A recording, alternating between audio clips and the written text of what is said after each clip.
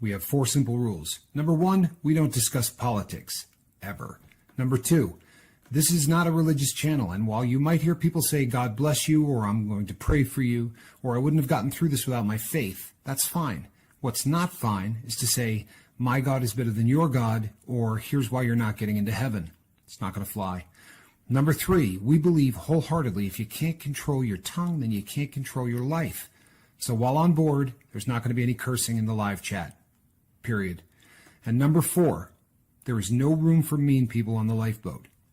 Because we discuss very sensitive things from people's past in our group setting, we got to protect those people. The only way they feel confident and comfortable discussing those things is in an environment that is free of trolls and mean people. So if you're a mean person or you're a troll, we're going to block you for life. And if your account happens to be less than 24 hours old, we're probably a little suspicious right from the word go. Why? Well, because there are people in this world who enjoy being cruel solely for the sake of being cruel. It's not going to fly here. But if you're here because you're trying to get sober and live your best life, then you might find that the lifeboat is just that, a lifeboat. I'm Captain Tommy Scoville, and we will see you on deck.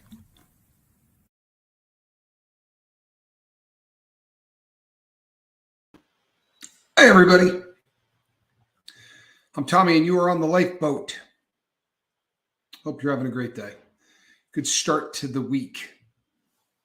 Or is it the end of the week? What are we at, Wednesday? Sticks out like Wednesday in the middle of the week. Good to see you all. Fiona, glad that you're here.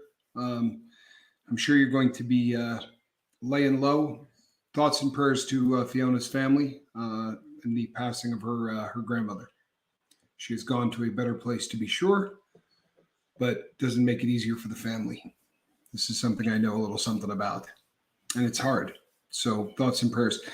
Thoughts and prayers also going out to DJ Daddy-O. He's got some issues with his knee, and I'd like everybody to think of him and keep him in your thoughts and prayers. We greatly appreciate it. Very fond of Mr. T. So, as we start to get sober, oh, would you look at that? Hello, this is Captain Tommy Scoville, and you're on the lifeboat.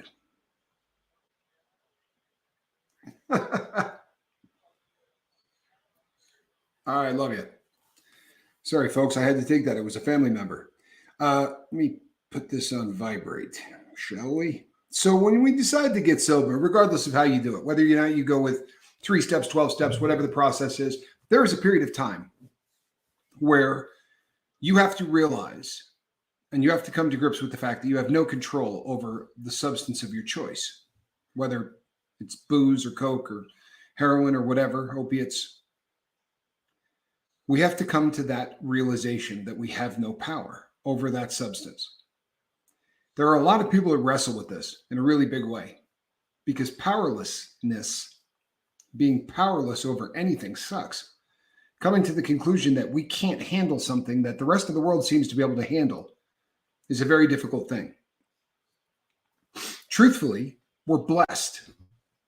We're blessed that we have been able to reach the phase of our addiction, whether it be rock bottom and you found yourself in trouble with the law, or you found yourself, destroying relationships. But hitting rock bottom, realizing that you are powerless, is the power that starts the rest of your life. Stick with me on this one because this is really important. It really is. Being powerless sucks. Sadly, there are a great number of people on this planet who never hit rock bottom. You see, they're just enough of a drug user to destroy 70 or 80 years of their life. There are people listening to the sound of my voice today who are getting high. And it's okay. I'm not here to pass judgment on anybody. But if you're one of those people who are cursed in that you're never going to hit rock bottom, don't think that coasting through life the way that you're doing is the best that you can do. Because simply it's not. You see, when we realize that we're powerless over our substance, we can start to take control over the rest of our life. We can take back power. We have more power as human beings than any of us take the time to realize. And it's tragic. It really is. I don't care what you apply this to. It makes no difference what you apply this to. Are you familiar with the term phoning it in? A lot of us are in jobs that we don't love. We do it because it brings home money and you have to do it. And there's not a lot of fulfillment. You don't feel like it's for you. So you just sort of phone it in. There are people in relationships right now who are with somebody that they're not really where they should be. The spark is gone. And they're just phoning it in. Been with the person 10, 15 years, been with the person 3, 4 months, whatever the case may be. But that love isn't where it was. And there's really nothing holding you together anymore other than the fact that it's just easier that way. You're phoning it in. People living in places they don't really like. They're in a town that something about the town is just, it grinds on them. And it is making the quality of their life not what it should be. In every aspect of your life, it's possible to phone it in. And you know something? It's a sin. And I don't say that in the religious sense of the word. I say that in the sense of the word. If you're phoning in anything, it's a sin. It really is. Think about why I say that. Let's say you have a job that you're just phoning it in. You're showing up every day and you're doing just enough to get by, and you get your 40 hours, you get your paycheck, but it's not for you. But you're going to do it. And you may even put in 40 years of it. Somewhere, there's somebody that would be kicking the hell out of that job. Somewhere, there is somebody that would be in their element doing what you're doing. They wouldn't be phoning it in. They'd be loving it. And you're in the way. Sad but true. The same thing applies to that person that you're with. If you're not loving that person the way that person deserves to be loved, if you're phoning it in, you know what? Maybe you're in the way of that person finding their soulmate. Maybe you're in the way of that person finding happiness at the level that most only dream of.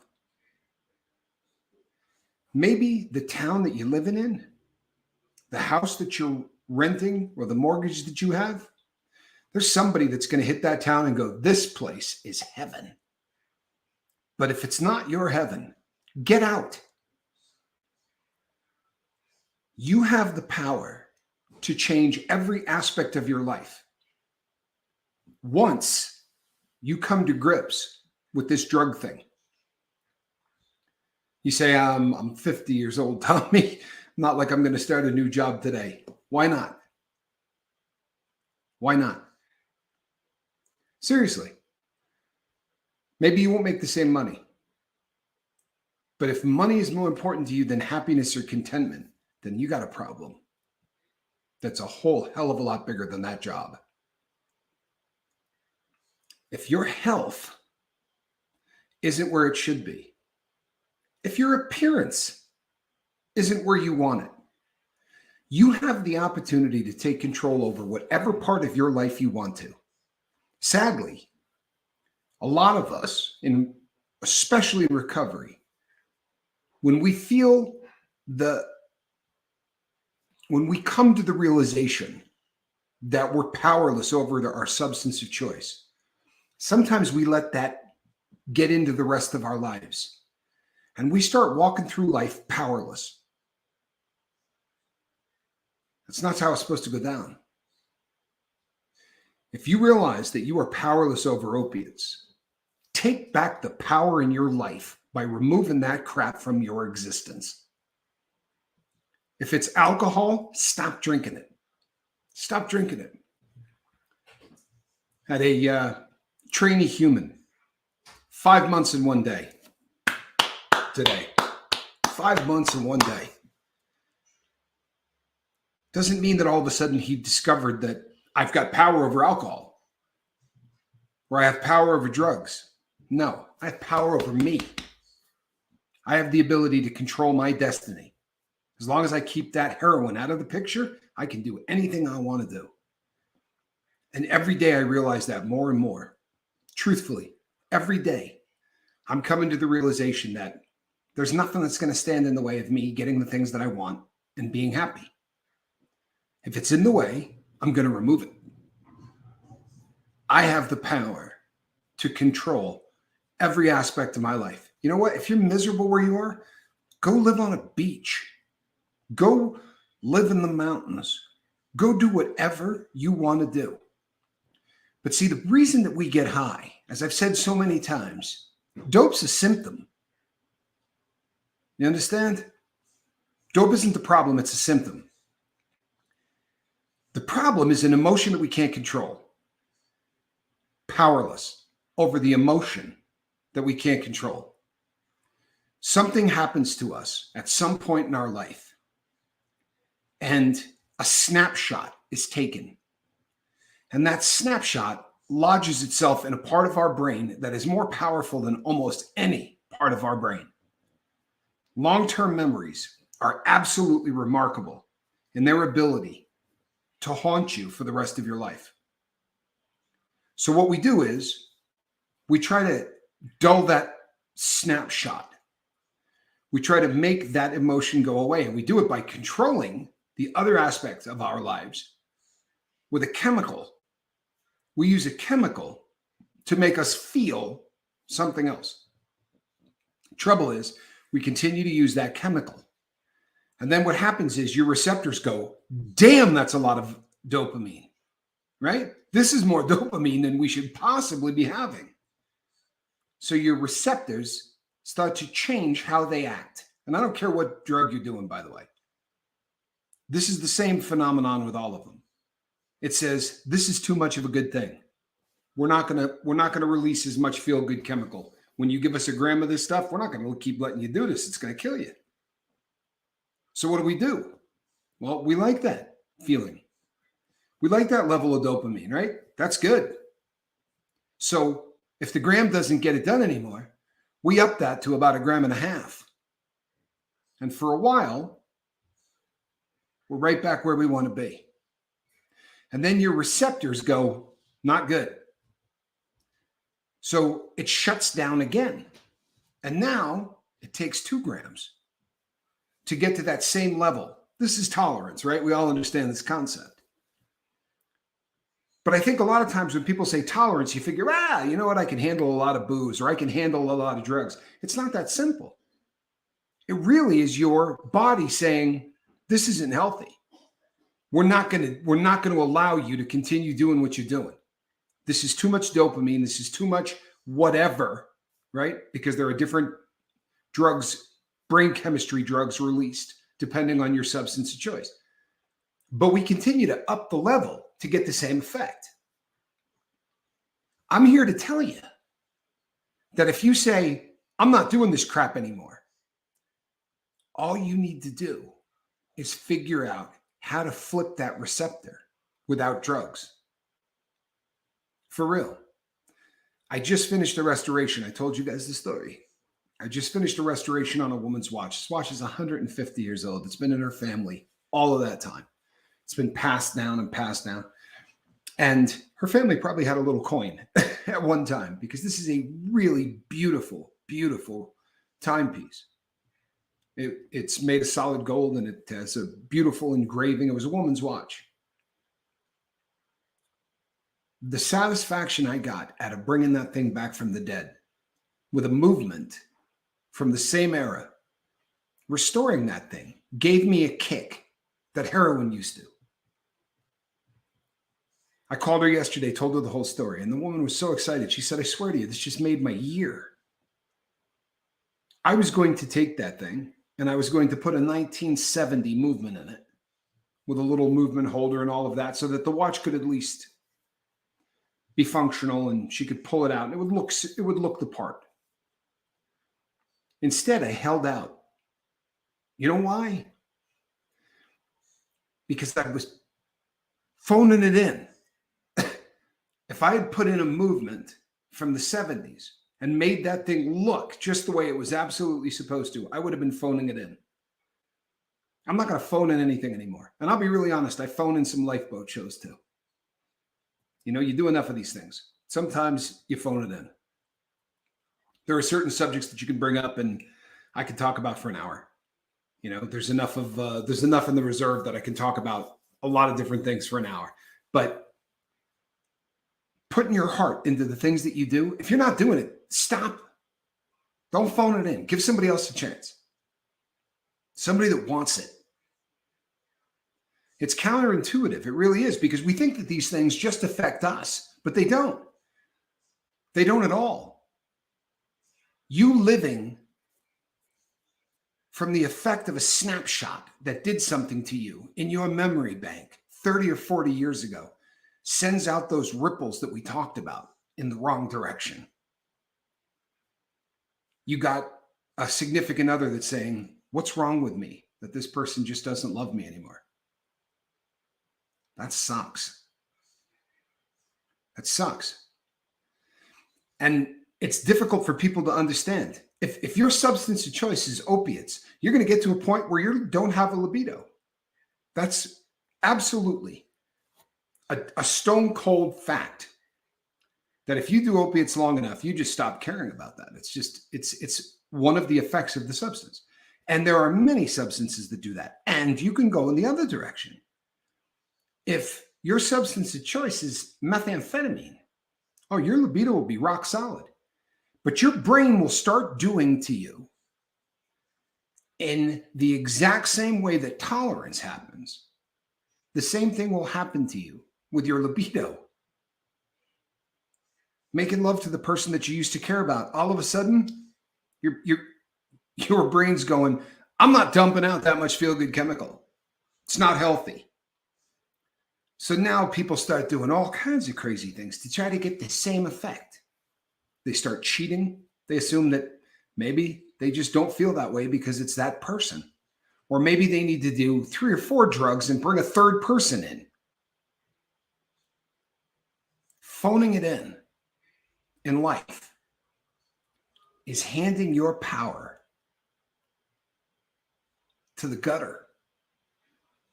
If you're phoning in anything, I'm here to tell you that you can find satisfaction in life. Start working out. If you're 100 pounds overweight, are you happy with that? Because if you're perfectly content with that, fantastic. But I'm here to tell you it's not healthy, right? Start working on it. You say, Tommy, it's really difficult. Everything in life that's worth doing is difficult. It is. The amazing thing about doing difficult things is it kicks the hell out of receptors in your brain.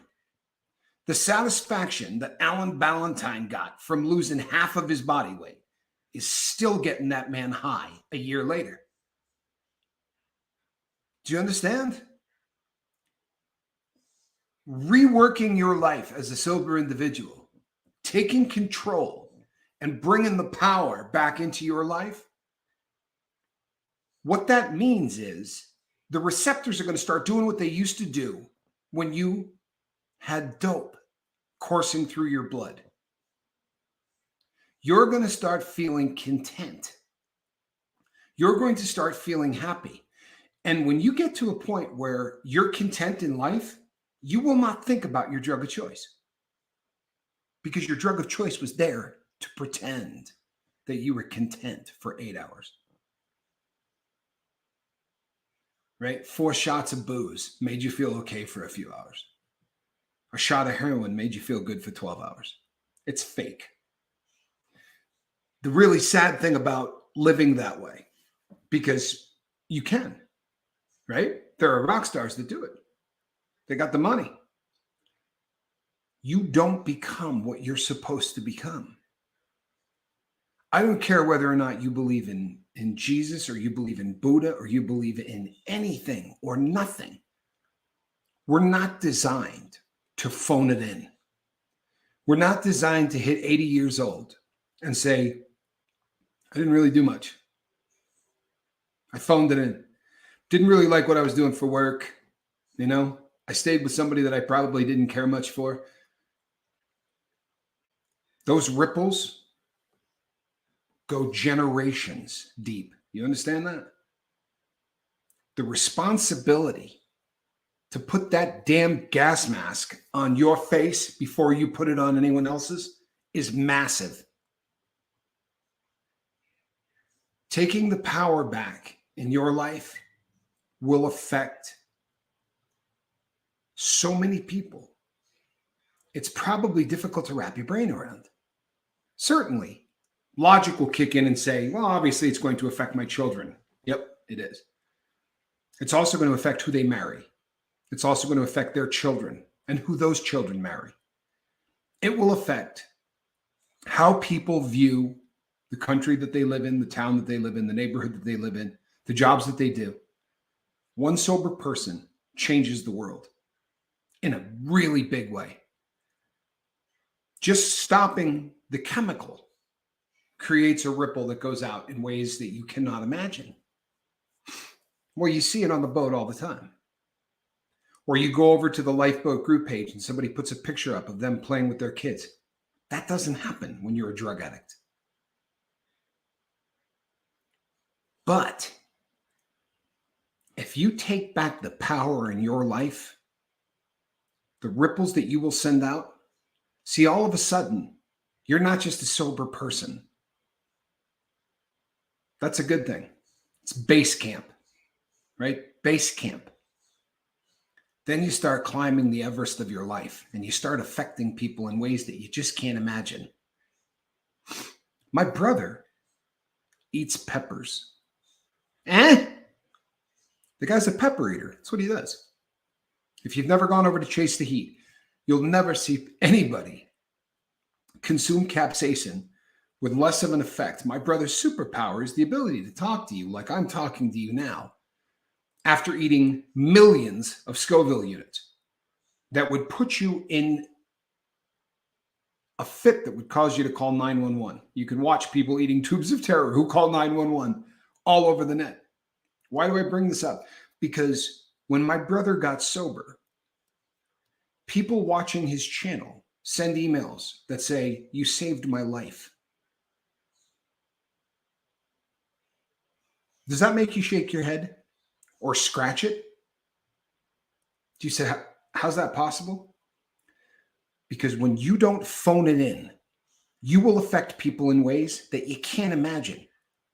You don't have to become Mother Teresa. You just have to live your life, not phoning it in. There are people who watched my brother eat peppers and come on and say, I don't drink anymore. I don't take pain medication anymore. I don't do any of that stuff. I beat pain using capsaicin. And there are people out there that said, you know what? If this cat can do it, I can do it. My brother's done 4,000 some odd videos or something. Find a negative one. Go find a negative one. The ripples that we send out into this world, I don't care if you drive a garbage truck. You can change people's lives if you're not phoning it in. You understand? We got to stop phoning it in. We got to stop phoning it in. And I'm not telling you to get a divorce. I'm not. I'm telling you that if you're not loving the person that you first met and said, this is the person I want to spend the rest of my life with, here's a little logic for you. What did you do the first 6 weeks you knew that person? You brought flowers, right? You called just to say, I love you. You wrote poetry. Try that again. Straight up. Try it again. We are pretty simple machines. We really are. If you feel like the love is out of your life, it's because you let it get out of your life. True story. You started phoning it in. You ever see a couple in their 80s walking through a park holding hands? or sitting at a table and they're looking at each other and you think, that guy must have got divorced recently and that woman must have got divorced recently and the two of them must have just met or they knew each other in high school. Their significant others have passed away. No, these people have been married for 60 some odd years and they still look at each other that way because they don't phone it in. There's nothing that we do on this planet that doesn't take effort. Your relationship with the person that you love, yeah, requires effort. Crazy, right? You figure, I don't need to do those things anymore. She wouldn't even care, right? She feels that, trust and believe she'd care. Trust me. And I talk to people. I'm not a damn life coach, but I'll tell you something. I get stuck being one, and I'm not complaining, but I talk to a lot of people about what goes on in their lives. And I say things like, hey, why don't you try treating her the way you did when you first met her? And people say things like, well, she doesn't do that for me. You know what? Try it. One of you's got to start. Bring home flowers. Write some poetry. Tell her how much you love her. Tell her she's beautiful. Do all the crap you did in the first 2 weeks. Take the trash out. Right? Say, let me get the dishes. I'll bet you things change. It's not rocket science. If you're at a job, there was a time that you got hired and said, man, I love this. I love this, right? This is a great job. I'm making good money. I like the people here. And then what happened? Well, you started phoning it in, didn't you? You know, the things that you used to work on. Look, I do it. Everybody does it. I almost stuck a 1976 watch movement in a watch built in the 1800s. Well, that would have been phoning it in. I wasn't going to mislead the person, by the way. I wasn't going to tell them that, hey, check it out. I did a full restoration. I was going to tell them I built a movement for this so that at least it will work. Well, that would have sucked. It's not why I got into fixing watches. I got into fixing watches because I love them. Really.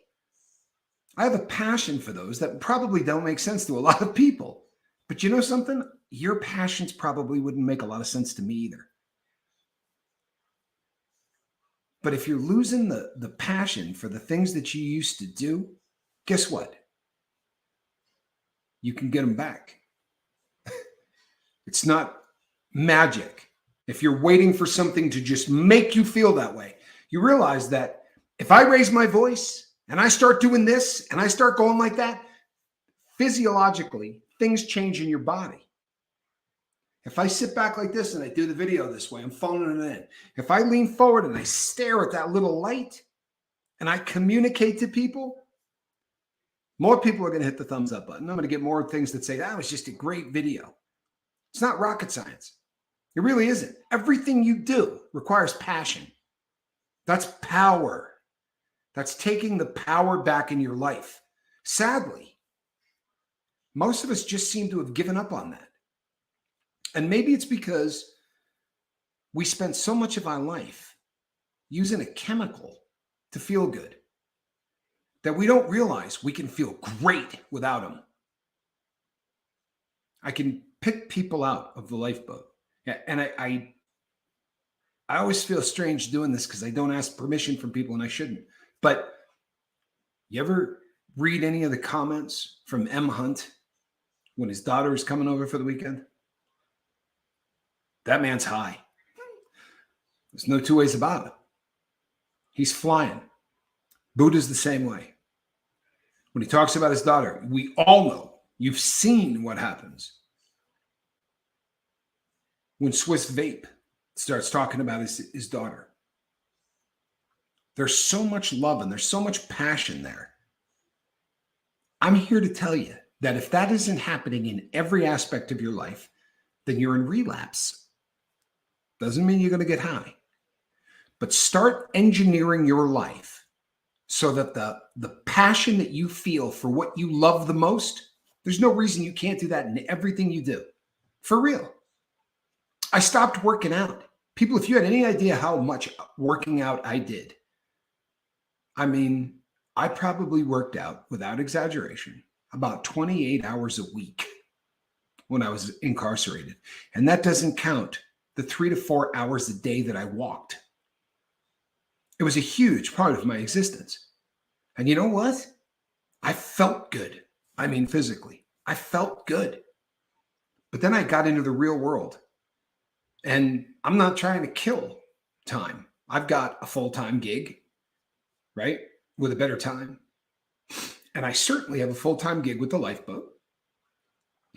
So I'm saying to myself, I don't have time to work out. Of course I do.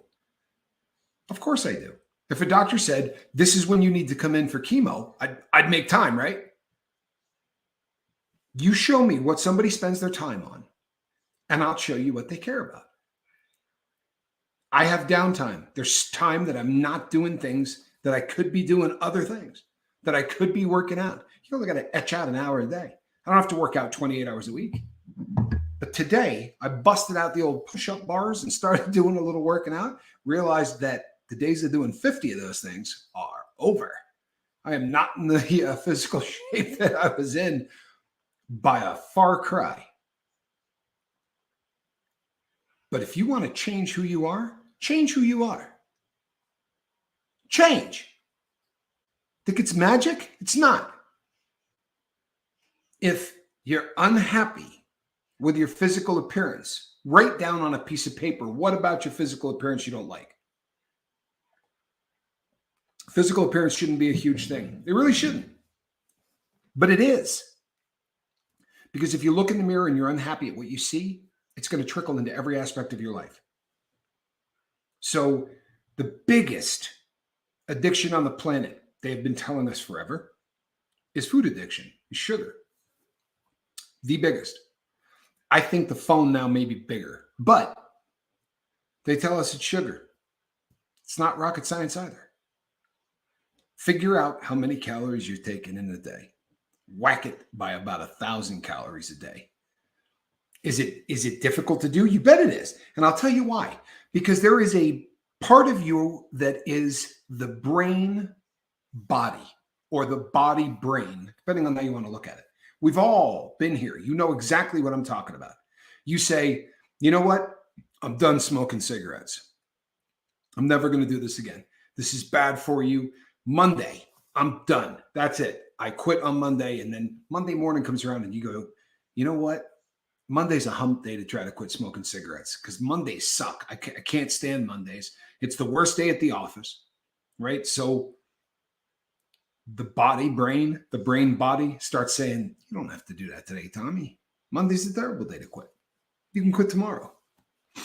There's no reason to do it today. It's Monday. I mean, you talk about stress. This is going to be a stress day. It's going to tell you some other story the following day. Cigarettes aren't that big a deal. How long have you been smoking them? I got an uncle who smoked for 45 years. Look at him, right?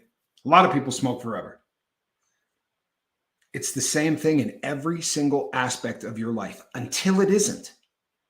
What you don't understand, as a new person in sobriety, what very few of us seem to really have a handle on is that you can slap the crap out of that body brain. You can overcome that. Alan Ballantyne now walks more every single month than most of you are going to do in a year. Do you think it felt good the first 5 days? It didn't. Now he doesn't feel good if he doesn't do it. You know why? Because he's learned to slap the crap out of that part of his brain that says, we're not doing this. We don't feel good. It's going to rain. He doesn't put up with that. That's how a guy goes from 300 pounds, to 175. It's because he just said, I'm not letting this thing run my life anymore. And the really amazing thing, people, is that once that happens, the ripples begin. The ripples don't leave you. That first batch of ripples just is all about you. When you take the power back by saying, I'm powerless over my substance, and you take back the power and you start slapping the crap out of, well, journaling's a pain in the butt. You know what I mean? I don't have time for that. Do it. Do it. Get one of these and start writing on it, right? At night and in the morning. Make it a habit. Make it a habit. Oh, it's not that big a deal. No, it isn't, is it? It's not that big a deal. Neither is making your bed. It's not that big a deal. What is a big deal is allowing a part of your brain that doesn't control squat, control the part of your brain that's supposed to. If you say, I'm gonna do the sober thing. I'm gonna get sober, but I'm not gonna journal because I don't know. I'm just not a writer. It's not something I do. You're phoning it in. You're phoning it in. You want to live your best life? Make your bed. You want to live your best life? Don't live in a room that looks like somebody just ransacked it looking for money. If that's what your room looks like, fix it. Right? You understand the concept, right? The ripple of taking back power will get to every aspect of your life. The next thing you know, you're hanging up your clothes. The next thing you know, you're taking one of these things and you're writing down what you need to do today. If you had told me that there would be a time in my life that I'd make a list for anything, when someone would say, let's make a list, I used to grit my teeth. I'm not exaggerating. I'm not making a friggin' list. It's the stupidest. What kind of people make lists? You know what kind of people make lists? Successful people make lists. Successful people pick up one of these things every single day of their life. I don't care what you do for a living. I don't care if what you do for a living is done with a shovel. If you're not picking up one of these every single day of your life, you are a failure. True story. Because the things that we want to do in life are pipe dreams until we go like this. Then they become a goal. Now you've written down what the hell that goal is. Write down what you think you got to do to make that goal a reality. If you're not picking up a pencil or a pen, you're going to be a failure. I'm sorry. It sounds harsh, but it's a fact. Successful people all do the exact same things, but we phone it in. We say, I'm not going to do that. I'm not going to do that. You know what I mean? I can do it without doing that. No, you can't. No, you can't. Or you would have. For 46 years, I said, I can do it without doing that. I can do it without doing that. My spelling was so atrocious at the age of 46, it would have terrified you. It's pretty damn good now. Honestly, I'm getting there. Not because it was a goal, because I never really had a goal to improve my spelling, but I ended up spending a hell of a lot of time with a pen in my hand. And you just sort of start, figuring out that I don't know how to spell that. The phone is a great thing that way. I just pick up and I speak into the phone. I see how it's spelled. I write it down. I've written it down now so many times that my spelling's gotten pretty good. I burn through these things. I burn through them. If I come on the lifeboat and I haven't written down something, then I'm phoning it in. I am a trained speaker. It is one of the things that I've done in life, which means I can phone this in. I absolutely can come on here and talk for an hour. But if I take the time to write down what I actually want to get across, oddly enough, people always say, boy, that was a good one, Tommy. Go figure. Are you phoning it in? When's the last time you wrote down your goals? Have you ever written down your goals? Where do you want to be a year from now? Ever written that down? Because if you haven't, I can tell you where you're going to be a year from now. Not a difficult thing to predict. The frightening thing is, where are you going to be 10 years from now? Because if you want to be in a better place 10 years from now, then you are going to start writing down where you want to be 6 months from now, a year from now, every aspect of your life. Your health. Where do I want to be in my health? Ever written that down? I'm guessing probably not. It's something I haven't done. I'm awful about my health. I really am. I spend way too much time unhealthy. It was not like that. Crazy as this sounds. In prison, with the worst food in the entire world, I was at my healthiest because I had nothing else to concentrate on. For real. I ran a group like this, but I had to find things to do with my time. So I started saying, I'm going to write down how many push-ups I'll be able to do by the end of the month. And I would set it as a goal. How many dips will I be able to do? I started to set goals. And I went from weighing 278 pounds to leaving prison at 205 with the ability to walk through a wall. And I looked like you should look. I'm not bragging because I certainly am not sporting a six-pack today, but I walked out of prison with a vicious six-pack because I wanted one. It was a goal. I wrote it down. But that hasn't been a goal. And I'll be honest, I started phoning in a lot of the stuff that I was doing. I started doing watch repair. I've been packing up the house. I've been doing all of these things on a bunch of watches that I needed to get work done on, have been sort of sitting on the back burner. In the last 3 days, I've been attacking them. And I have been having so much fun. I really have. I've been having fun. Now, have I got frustrated and cursed? Yeah, I did. It's kind of part of watching, being a watchmaker.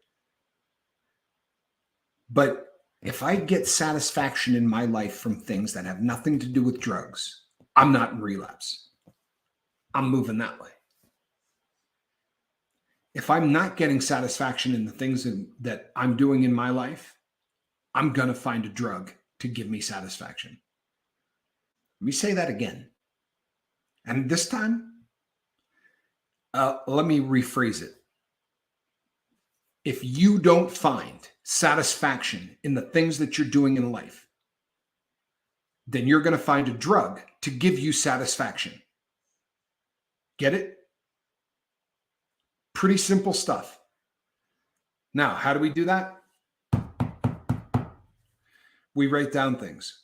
Are you happy with what you're doing at work? If you're not, I'm not telling you to quit your job tomorrow. You still got to pay the rent. But have a goal. Say, in 6 months, I want to be out of this job. I want to be doing something more in line with the things that make me happy. Great. Make a 6-month goal. Make a 1-year goal. Take the next year to go to job interviews.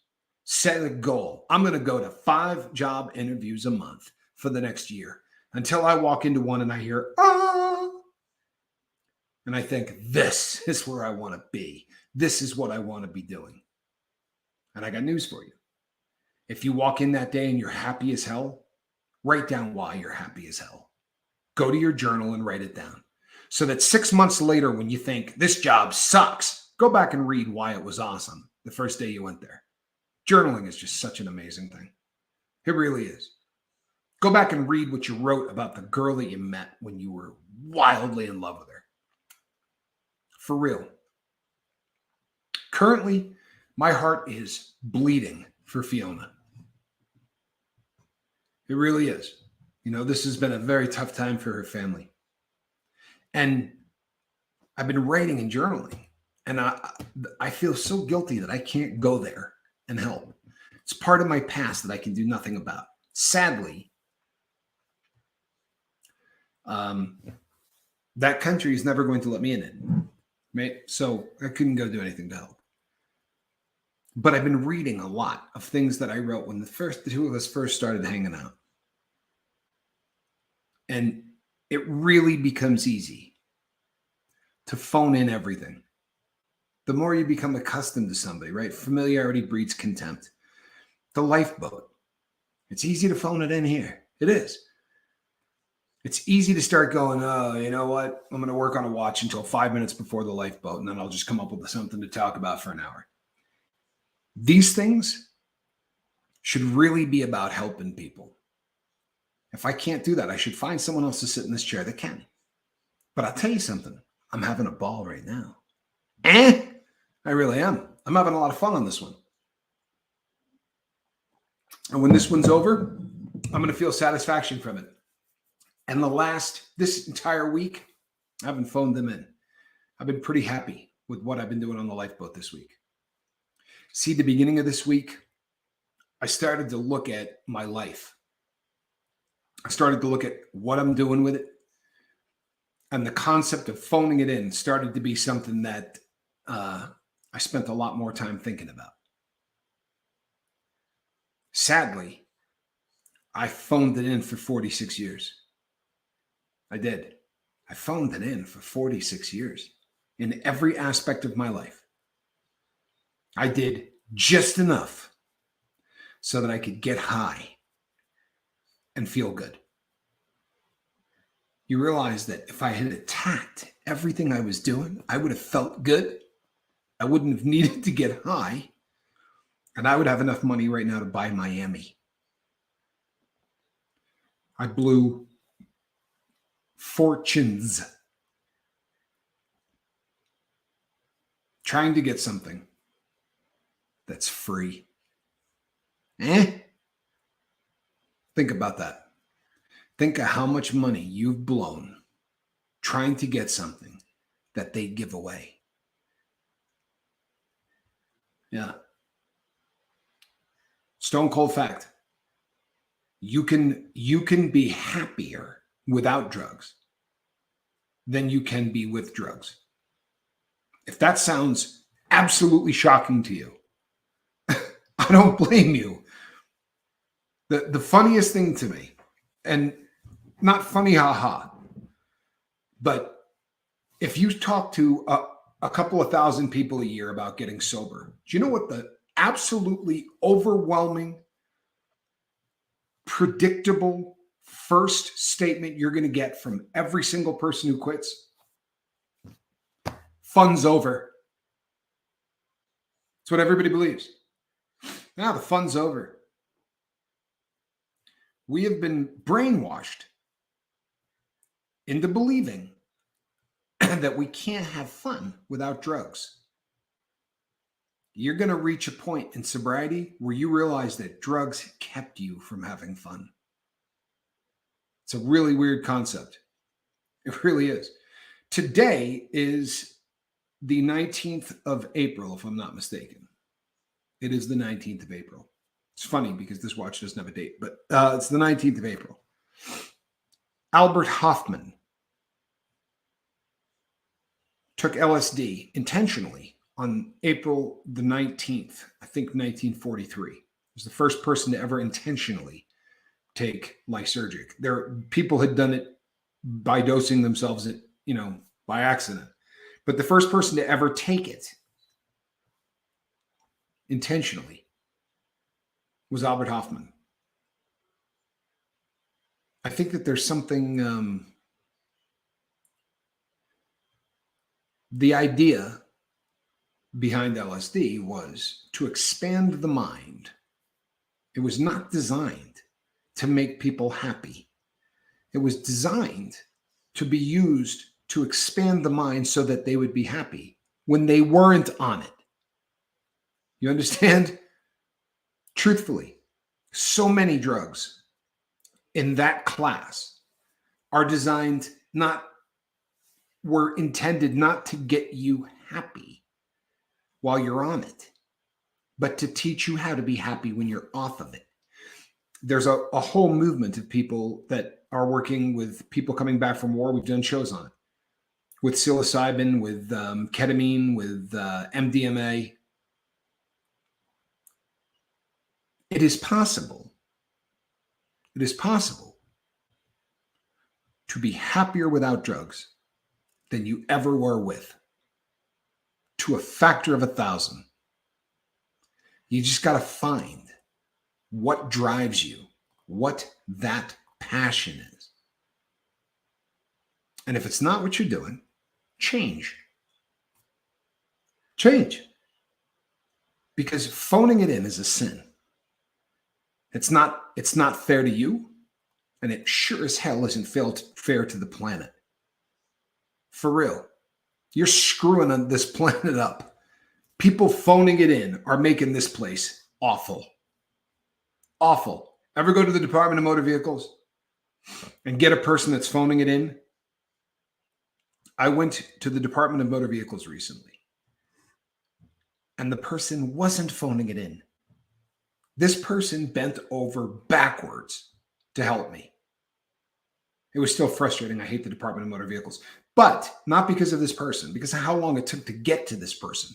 But this person did an amazing amount of work to help me. Ever been somewhere and had somebody that just isn't phoning it in? It can be a waiter, a waitress. It can be anything. Just somebody that you think, damn, that person likes their job. I mean, for real, that person likes their job. That person isn't phoning it in. They're bending over backwards to try to help you. I'm not bragging. Maybe I am. But if you were to ever go read the reviews on my watch business, they don't read like anybody else's. Because I like to talk to people about watches. Sadly, most of the people that sell them don't want to talk to you about them, which is amazing because you can drop 10 to 20 grand on one. Well, I'm going to talk someone's ear off. I'm going to let them know everything they're ever wanted to know about the history of that watch, everything. And they're happy when the transaction is over, even though it cost them a crap load of money. And I don't do it because I'm trying to make a ton of money. I did it because I got to a point in my life where I finally said, I'm going to do what I want to do. I'm not kidding you when I say that I spent decades saying if I could do it all over again, I would just play with watches. And if you had told me that you could make a living doing it, I'm beyond blessed that I'm making a living doing what I love. My brother, making a living doing what he loves, beyond blessed. But I got news for you. Neither of us spent the vast majority of our life making money doing what we wanted to do. Not at all. He and I worked in an office doing something that we knew was not good. We weren't breaking the law, but we sure as hell were not being good people. And there was a ton of money in it. There's a ton of money in it. I would rather make a lot less money doing what I want to do than make a fortune doing what I don't want to do. I would rather spend my time doing things that make me happy than anything else. I'm here talking to you people because this makes me happy. You know, when I say I'm blessed that there are people who want to come here and listen to this. I am blessed. I know that. I am blessed that people want to come here and listen to this. But I'm doing what I want to do. I get, without exaggeration, an email a day from somebody that says, sometimes 10 a day, but always at least one a day, that says, you can't keep doing 2 1-hour shows a day. You're going to burn out. People, if I get to a point where I'm going to burn out, I promise you, I'll back off. Heather Joy coming in and helping is fantastic. And in the future, I know there are going to be other people helping. There are things coming in the future that are going to make it far more difficult for me to do 2 of these a day. But right now I can. And I'm happy to do it. I really am. I'm happy doing it. And every time I start to get that feeling like I'm phoning it in, I get somebody like Trainee Human who sends me a message that says 5 months and 1 day. That gets me high. Hey, Lord Kiss Freak.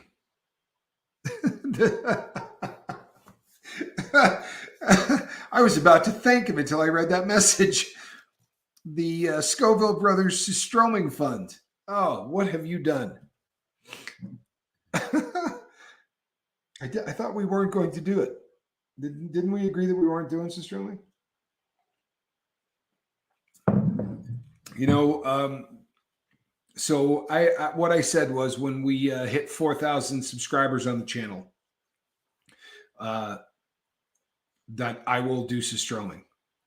But all I got to do is at least once every 2 months, I will come on here and say, Jesus Christ is my Lord and Savior. And I'll talk about it for a while. And about 40 of you will bail off the channel.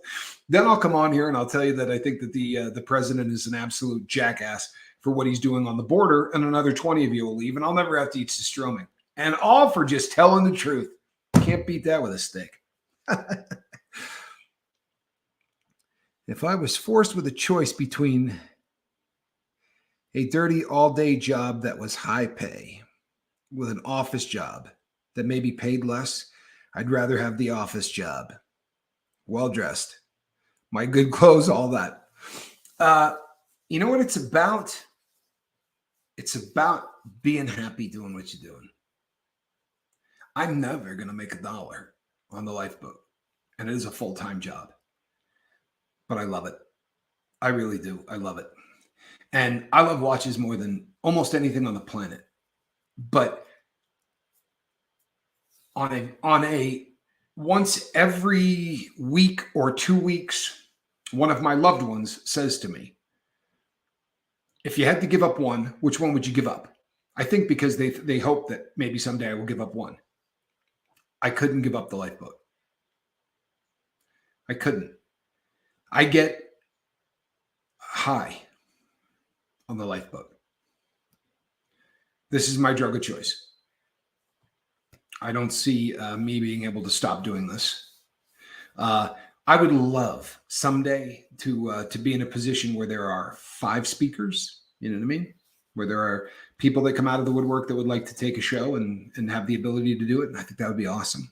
I think it would be good for the people listening, and it would, free up some time. I think that's probably going to happen at some point in the future. I hope it does.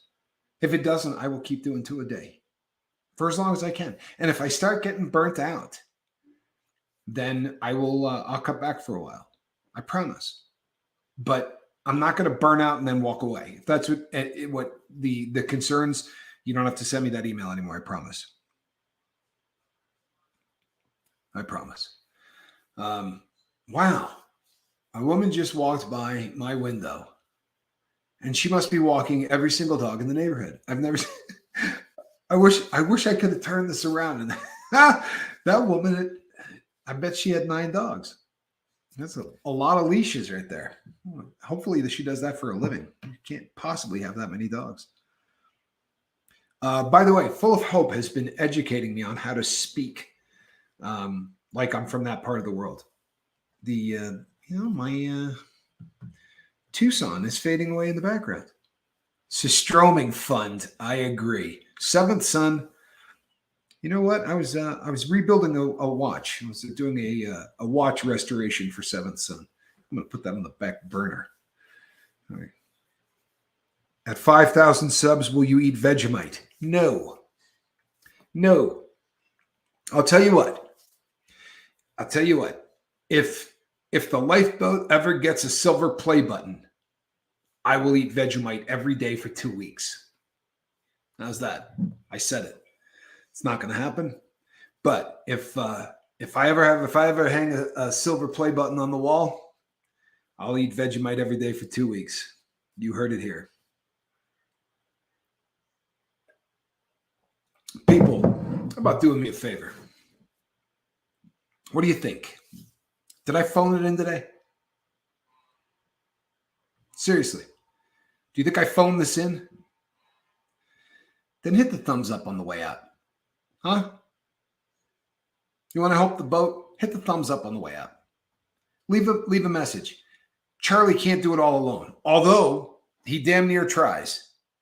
Heather Joy, thank you. Look at that. Also, Systroming. I should have read that before I thanked her.